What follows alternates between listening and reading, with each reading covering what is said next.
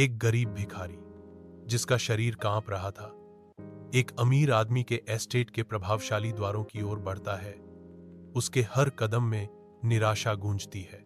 वह कांपते हुए दरवाजे के पास जाता है। उसकी कमजोर हालत उसकी दुर्दशा का एक स्पष्ट प्रमाण है। लगभग फुसफुसाते हुए भिखारी विनती करता है, कृपया महोदय, मैं आपसे विनती करता हूं, मैं भूखा हूं और मेरे पास जाने की कोई जगह नहीं है। क्या आप कुछ भोजन दे सकते हैं? अमीर आदमी का ठंडा अस्वीकार हवा में कट जाता है। काम करो, मैं तुम्हें कुछ क्यों दूं? जाओ और भीख मांगने के बजाय काम ढूंढो। अमीर आदमी के आखिरी शब्द तिरस्कार के साथ गूंजते हैं, मेरी संपत्ति से हट जाओ। अमीर आदमी के प्रभावशाली घर के सामने एक भिखारी जमीन पर पड़ा है। जीवन समाप्त हो गया। भारी दरवाजा खुलता है। अमीर आदमी को प्रकट करता है।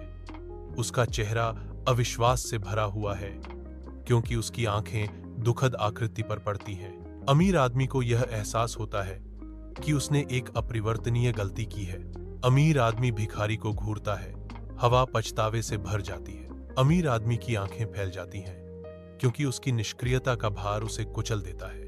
कठोर सच्चाई सामने आती है। उस भाग्यपूर्ण उपेक्षा को पूर्ववत करने में बहुत देर हो चुकी है।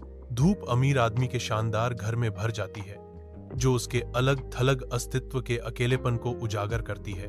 विचारों में खोया हुआ पछतावे का बोझ उसकी भौहों में सिलवटें गहरा कर देता है। भिखारी की दुखद याददाश्त उसके संकल्प को मजबूत करती है। उसकी आंखों में एक निर्णय दृढ़ हो जाता है। उसका आसन नए उद्देश्य के साथ सीधा हो जाता है। मैं इस घटना को व्यर्थ नहीं जाने दूंगा। अब से मैं जरूरतमंदों की मदद करूंगा।